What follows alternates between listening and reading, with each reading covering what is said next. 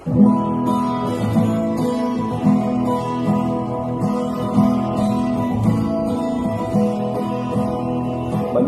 makinig, matuto. Manood, makinig at matuto. May aral natin ang kwento ng bayan ko.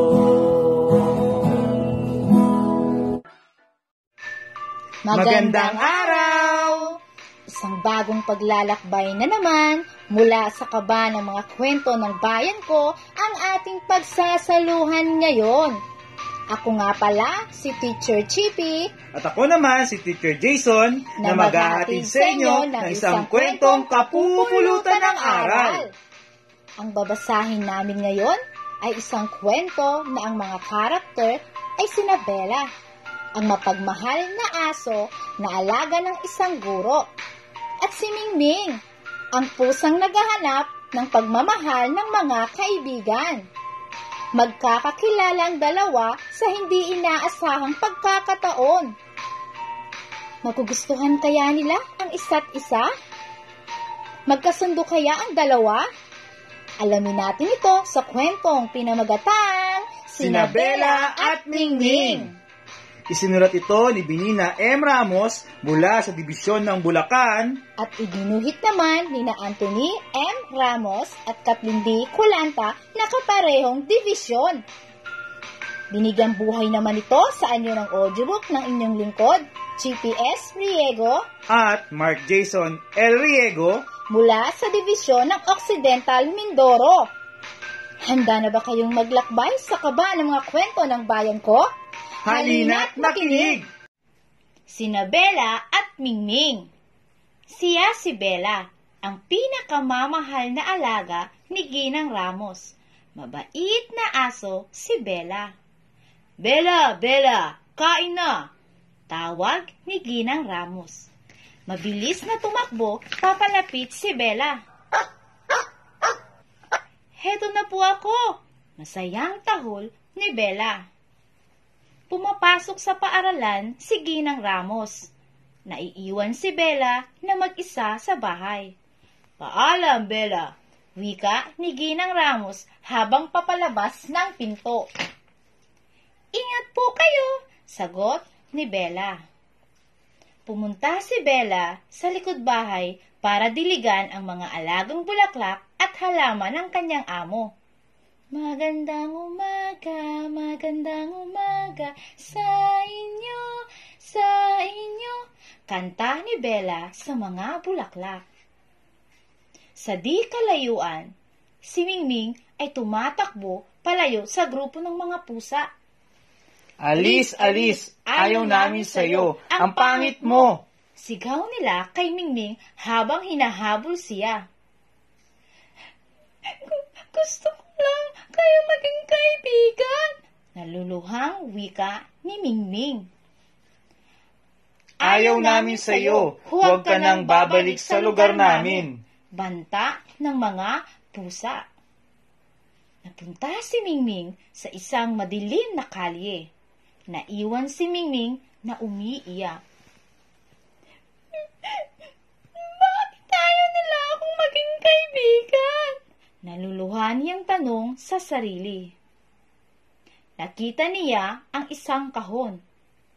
Dito na lamang ako titira, sabi ni Mingming sa sarili. Hindi pa nakakalapit si Mingming ay hinarang na siya ng may-ari ng karinderya. May dala itong siyanse. Alis dyan. Pataboy ng may-ari. Huwag kang lalapit dito. Galit na sinabi ng lalaki. Nakita ni Bella mula sa likod bahay ang pangyayari. Agad lumabas si Bella upang pigilan ang kapitbahay na saktan si Mingming. Wag po niyo siyang saktan. Patahol na pagtatanggol ni Bella. Isinama ni Bella si Mingming sa likod bahay. Ako si Bella. Anong pangalan mo? Saan ka nakatira? Tanong ni Bella. Ako si Mingming. Nakatira ako sa kabilang kalsada, sa may kahon. Sagot ni Mingming natatakot pa rin sa katatapos na pangyayari. Gusto mo, dito ka na lang tumira sa likod bahay? Alok ni Bella kay Mingming.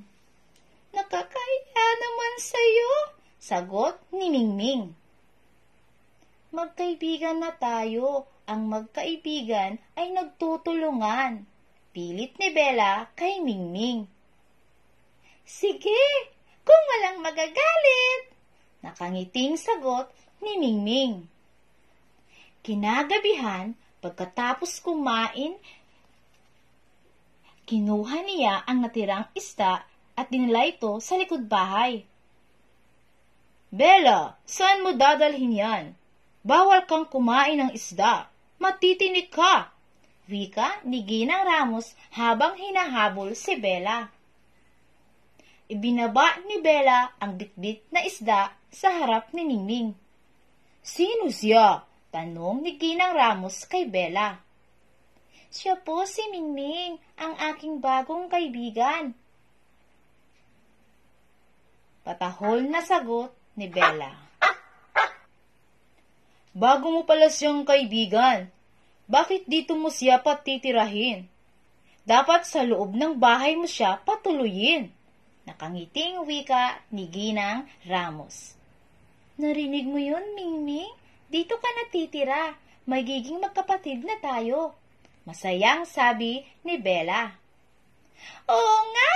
Sa wakas, hindi lang kaibigan ang nahanap ko. May pamilya na ako! Naluluhang sabi ni Mingming. At dito nagtatapos ang kwento. Sana'y may napulot kayong aral tungkol dito. Hanggang sa muli! Paalam! Ang kaban ng mga kwento ng bayan ko ay mula sa amin ng Bureau of Learning Resources at ng mga Learning Resources Management Section ng Kagawaran ng Edukasyon. Manood, makinig, at matuto.